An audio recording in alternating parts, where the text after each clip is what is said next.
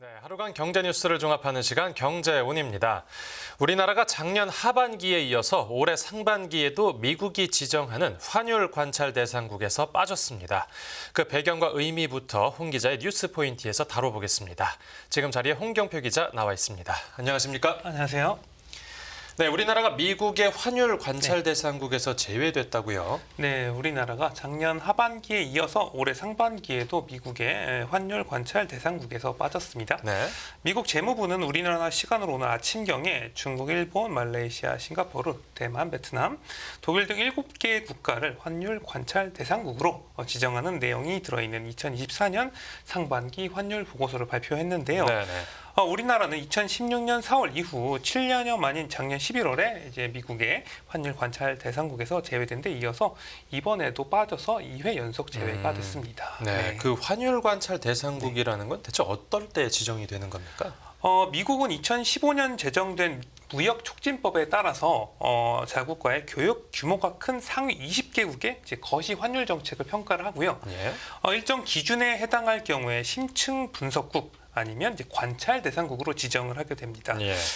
지금 현재 평가 기준이 세 가지가 있는데요. 첫째로는 이제 150억 달러 이상의 대미 무역 흑자, 둘째로 어떤 GDP의 3%를 초과하는 경상수지 흑자, 셋째로 12개월 중 8개월간 GDP의 2%를 초과하는 달러 순매수 등이라고 볼 수가 있겠습니다. 한마디로 미국을 상대로 네. 이 무역을 할 때 조금이라도 이익을 많이 봤으면 그렇죠. 니네들을 제재하겠다 이런 의미군요. 맞습니다. 이제 이 중 세 가지 기준에 모두 해당되면 심층 분석 대상이 되고요. 이두 가지만 해당되면 일반적으로 관찰 대상국이 됩니다. 네. 이번에는 심층 대상국은 없었고 앞에서 이야기 드렸던 7개국만 이제 관찰 대상국이 됐습니다. 예. 환율 관찰 대상국을 미국이 지정하는 것은 이제 다른 나라가 무역 관계에서 이득을 얻기 위해서 국가가 인위적으로 외환 시장에 개입하는 것을 좀 모니터링하기 위한 것이라고 볼 수 있겠는데요. 근데 우리나라 같은 경우는 이제 아까 말씀드렸던 세 개 요건 중에서 이제 한 가지만 해당되기 때문에 환율 관찰 대상국에서 제외가 됐습니다. 네. 작년에 우리나라의 대미 무역 흑자 규모가 445억 달러로 집계가 됐고요. 작년 경상수지 흑자는 354억 9천만 달러로 명목 GDP의 2.1% 수준이었습니다. 네. 최근 달러 강세 기조로 작년 하반기 환율 보고서 공개 당시에 외환 당국이 이제 밝힌 달러 순매도 기조도 계속됐을 가능성이 상당히 크고요. 네. 네. 이 환율이란 건 여러 이제 펀더멘털에 의해서 네. 결정이 되는 건데 굳이 조작이 아닌데도 이렇게 지정을 하는 게 네. 좀 그러네요. 우리가 이 우려하던 환율 관찰 대상국에서 그래도 빠진 거니까 네. 반길만한 소식이긴 한데 네. 구체적으로 좀 어떤 점이 좋은 겁니까? 우리나라가 7년여간 13차례 연속으로 이제 미국의 관찰 대상 명단에 이름 올렸다가 작년 하반기에 이어서 올해 2회 연속 명단에 빠진 것은 어떻게 보면 대외적으로 투명한 외환 정책을 인정받은 것이다. 이렇게 평가할 수도 있겠습니다. 네. 이에 따라서 외환 당국이 시장에서 환율의 쏠림 현상에 대응하는 과정에서 문신의 폭이 커질 수 있다. 이런 긍정적인 측면이 있고요. 다만 환율 관찰 대상국에서 제외돼도 우리나라가 직접적으로 얻는 이익이나 혜택은 없다는 게 어떤 당국의 설명입니다. 왜냐하면 이게 환율 관찰 대상국이라는 게 말 그대로 관찰, 모니터링 대상이기 때문에 제재 대상은 아니기 때문이죠. 네네. 그래서 최근에 이제 반도체를 중심으로 한 수출 회복세가 계속돼서 우리나라가 다시금 환율 대상, 관찰 대상국에 포함될 것이라는 관측이 나오고 있어요. 예. 이런 점을 의식한 듯 정부도 긍정적인 평가나 전망을 애써 자제하는 분위기라고 볼 수가 있겠습니다. 네. 그리고 앞에서 지금 말씀해 주신 그 목록을 보면 우리는 이번에 이제 그 대상국에서 네. 빠졌는데 일본과 중국이 들어갔습니다. 맞습니다. 일본 같은 경우는 이번에 새롭게 관찰 대상국에 추가가 된 것이라고 볼 수가 있겠는데요.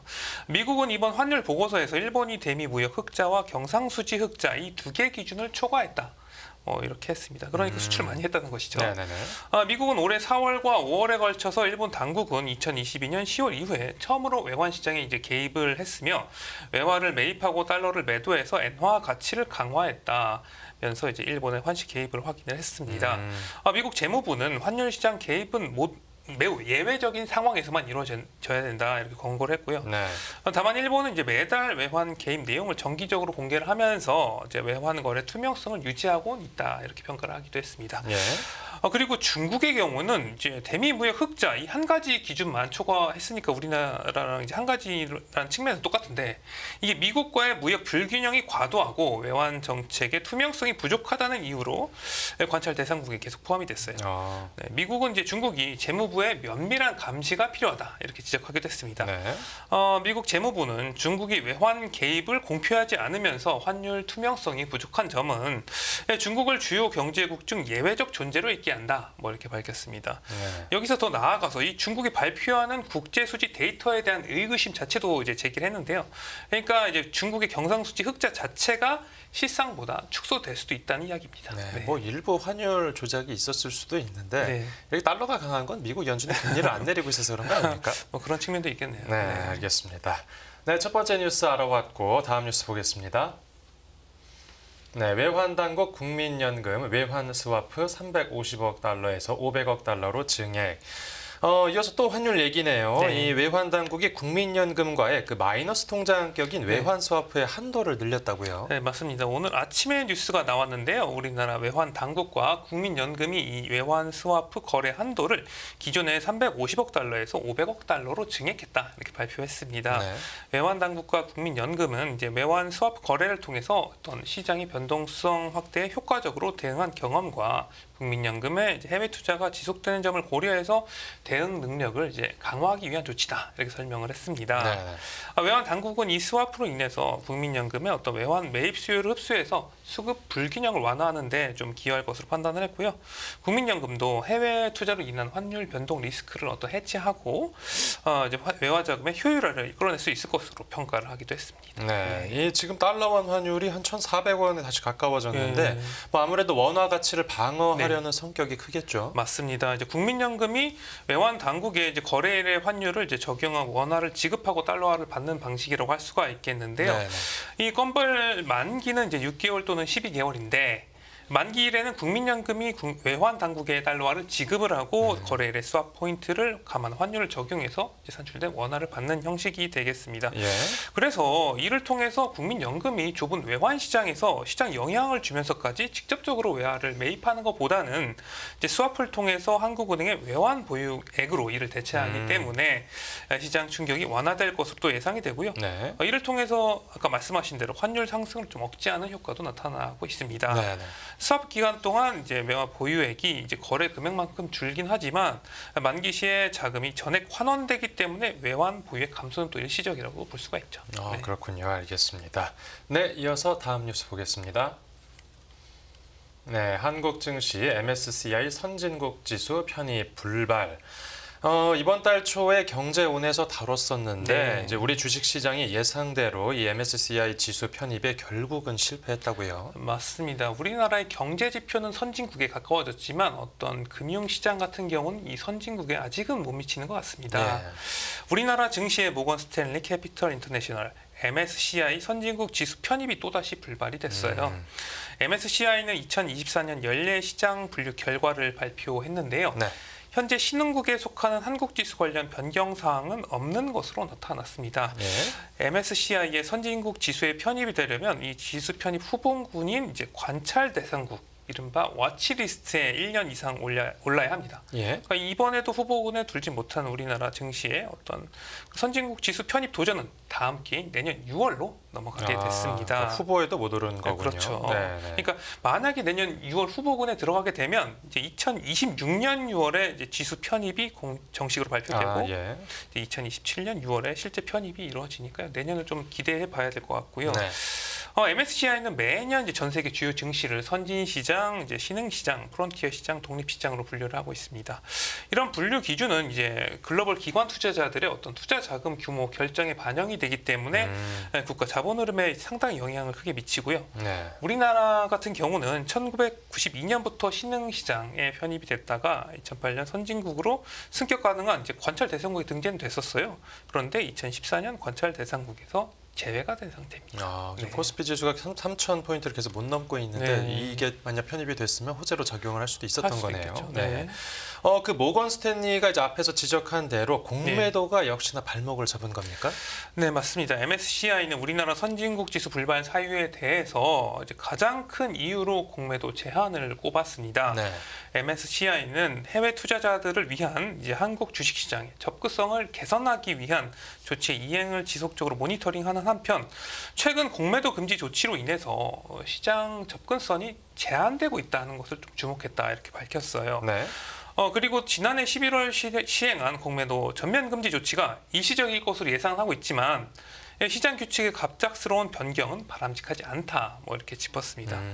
그러면서 이제 잠재적인 재분류를 위해서는 모든 이슈가 해결되고 뭐 개선 조치가 완전히 이행이 돼야 된다. 이렇게 말하기도 했습니다. 네.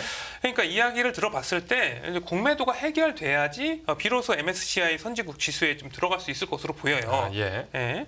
MSCI는 올해 평가 보고서에서 한국의 이제 공매도 접근성에 관해서 플러스에서 이제 개선이 필요한 마이너스로 바꾸면서 악화 요인으로 작년 11월 시행한 공매도 전면 금지 조치를 언급하기도 했었습니다. 네. 그리고 그 공매도 말고 네. 우리 기업들의 배당 문제에 대해서도 지적이 나왔다고요. 맞습니다. 우리나라가 그동안 선진국 지수 편입을 위해서 뭐 다양한 노력을 해왔는데요. 뭐 외환 시장 자유화 수준, 영문 공시, 뭐 배당 절차 개선 등을 추진을 해 오긴 했었습니다. 네. MSCI는 이 같은 정책적 노력이 진전이 있었는데 본격적으로 시행된 이후에 철저히 평가하겠다는 입장입니다. 구체적으로 배당에 관해서는 국제 기준과 달리 대부분의 우리나라 기업들 같은 경우에는 배당락 이후에야 배당 금액을 공시한다면서 배당 절차 개선 방안이 시행됐으나 아직은 소수의 기업들만 어떤 개선된 배당 절차를 따르고 있다 이렇게 평가하기도 했습니다. 네. 이번에 나온 지적 사항들 개선해서 뭐 내년에 도전하는 결과 꼭 지켜봐야 되겠습니다. 네, 알겠습니다. 또 증시 관련 소식 살펴봤고 다음 뉴스 보겠습니다. 네, 한화그룹 미국 조선업 진출, 필리조선소 인수. 한화그룹이 조선 사업을 미국으로 넓히나 봅니다. 맞습니다. 한화그룹이 미국 조선소를 인수하면서 국내 기업 최초로 미국 조선 업계에 진출합니다. 한화그룹은 미국 필라델피아에 있는 필리조선소 지분 100%를 인수하는 계약을 맺었어요. 예. 인수에는 한화 시스템과 한화오션이 참여했고요. 인수 금액은 약 1억 달러 정도입니다. 필리조선소는 노르웨이 가스, 석유, 재생에너지 전문 기업 아커의 미국 내 자회사고요. 미국 본토 연안에서 운행하는 상선을 전문적으로 건조합니다. 필리조선소는 1997년 미국 해군의 필라델피아 국영 조선소 부지에 설립된 이후에 미국에서 건조된 석유 화학 제품 운반선 PC선, 컨테이너선의 약 50%가량을 공급하고 있습니다. 네네. 그리고 이제 미국 교통부 해사청의 대형 다목적 훈련함 등 이제 관공선의 어떤 건조 실적도 가지고 있고요. 아울러서 해군 수송함의 수리 개조 사업도 맡고 있습니다. 네. 그 업계에서는 이번 사업 확장에 대해서 네. 좀 어떻게 평가하는 분위기입니까? 한화그룹 같은 경우는 필리조선소 인수로 미국 상선 및 방산 시장 진출의 교두보를 마련하게 됐습니다. 특히 한화 시스템 같은 경우는 자율 운항이 가능한 민간 상선 개발에서 공조가 가능할 것으로 봤고요. 네.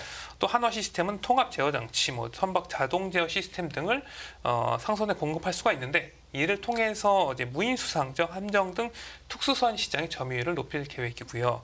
또 한화오션은 필리조선소가 강점을 가진 중형급 유조선과 컨테이너선 분야로 이제 수주를 확대해서 어떤 시장 입지를 이제 강화한다는 목표를 세웠고요. 예. 또 필리조선소는 한화그룹의 미국 이제 함정 시장 진입 시에 이제 건조 및 유지 보수 정비를 위한 또 사업장으로 또 활용 가능하다 이렇게 또 봤습니다. 네, 산업계 소식까지 살펴봤습니다. 오늘 뉴스 포인트는 여기서 정리하죠. 잘 들었습니다. 감사합니다.